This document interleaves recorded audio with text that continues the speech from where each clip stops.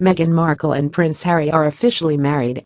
Though the entire royal family reportedly adores the former Suits actress, the couple has had to make a few changes to adjust to the new expectations that come with their married life. Prince Harry's grandmother, Queen Elizabeth II, wants the couple to stop doing one non-royal thing immediately. No. 10. You also won't believe what Prince Harry and Meghan Markle can't call each other when out in public. No. 12. Though Prince Harry adores his grandparents, the Queen and the Duke of Edinburgh are some tough cookies to crack. In fact, Prince Philip has held a 20-year grudge towards his son Prince Andrew's ex-wife, Sarah, the Duchess of York, for a scandal she was involved in during the 90s. While the royal couple loves Markle and has even watched her on her hit USA show, Suits, they are also closely watching everything Harry and Meghan do to ensure the young couple adheres to royal standards. This can make for some very awkward public moments, like Prince Harry rejecting Markle's attempt to hold his hand during a recent reception at Buckingham Palace. Advice from seasoned pros. Since her life has changed drastically and she made the move to the UK to be with Prince Harry, Markle has learned a lot about being royal. Luckily, she lived steps away from Prince William and Duchess Kate.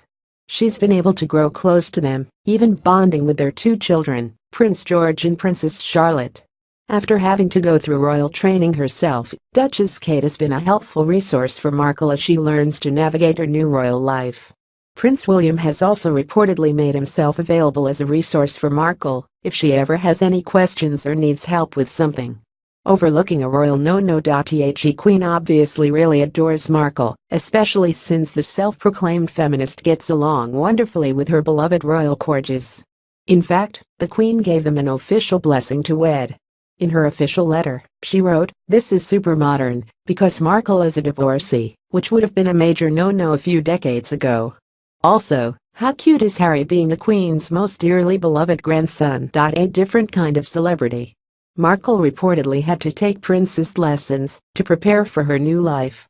Though she understood what it means to be in the limelight as a celebrity, being royal is a completely different beast.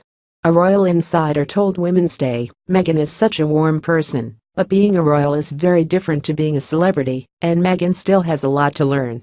Royal rule number 1, say no to selfies. Harry and Markle also have to limit themselves when it comes to selfies, per royal protocol and the Queen's personal preference. Markle has already gotten ahead of herself by deleting all of her social media accounts. It's probably been pretty helpful since royals are absolutely forbidden to take selfies. Apparently, that's peasant behavior. The super sweet actress has already mastered the art of saying no. At a recent event in Nottingham, Markle apologized to a fan who asked for one, saying, "We're not allowed." Royal rule number 2. Always keep your composure. Long trips, tiresome speeches, and dull events are all on Markle's royal calendar. However, she must always be careful to mask her exhaustion. In fact, if the former actress yawns in public, she's actually going to be penalized. She's also not supposed to gasp or frown. Royal rule number 3, maintain distance. Though the younger royals are much more modern and approachable, royals are still supposed to maintain an air of aloofness in public. For example, Markle is going to have to learn how to answer questions without actually giving anything away. It's definitely an art form that will be hard to master. Royal rule number 4, the appropriate way to wear a tiara. When we think of Markle's princess lessons, we like to imagine her walking around Buckingham Palace with a stack of books balanced on her head, but we've probably seen too many movies. Markle is now officially allowed to wear a tiara, but the glittering diamond-encrusted crowns must be worn properly. Modern royals wear their tiaras pushed back slightly away from the top of their heads and at a 45-degree angle. How regal. Royal rule number 5, a swift hello. We'd imagine that constantly waving your hand at the public would make anyone tiresome, but as a royal, it's just part of life. Sarah Hardy, the founder of the Australian School of Etiquette, explained, "She'll obviously be taught more on the royal wave. It's a bit gregarious right now and needs to be more fine-tuned. And also just that art of meeting and greeting. Looking someone in the eye, a nice firm handshake, no more than 2 pumps and a lovely warm smile."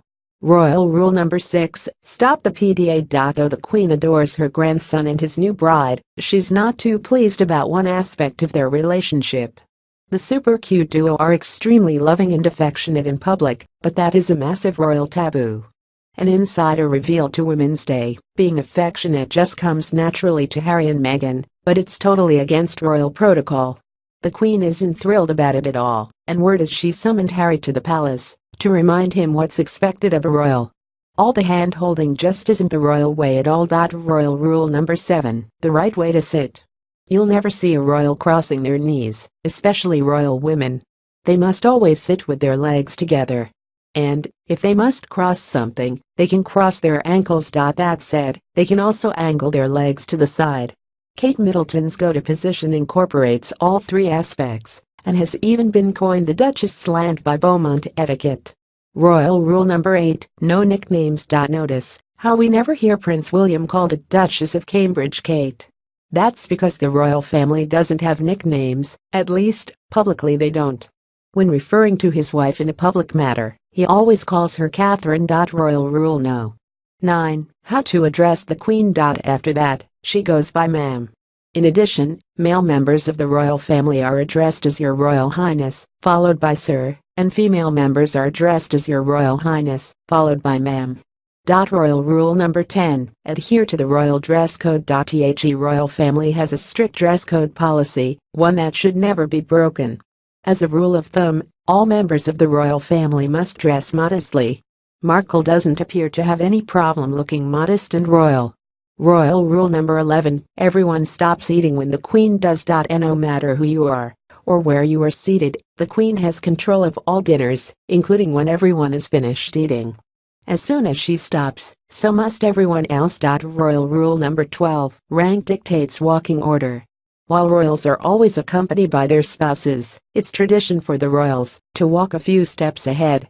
That said, it is also proper etiquette to let the woman lead. While the Queen always walks slightly ahead of Prince Philip, Prince Harry often allows Meghan Markle to lead the way. By royal family standard, the Queen follows proper suit, but that doesn't mean Harry is in the wrong. It's still considered polite to let the lady lead, royal or not. Royal rule number 13, a specific way to descend stairs.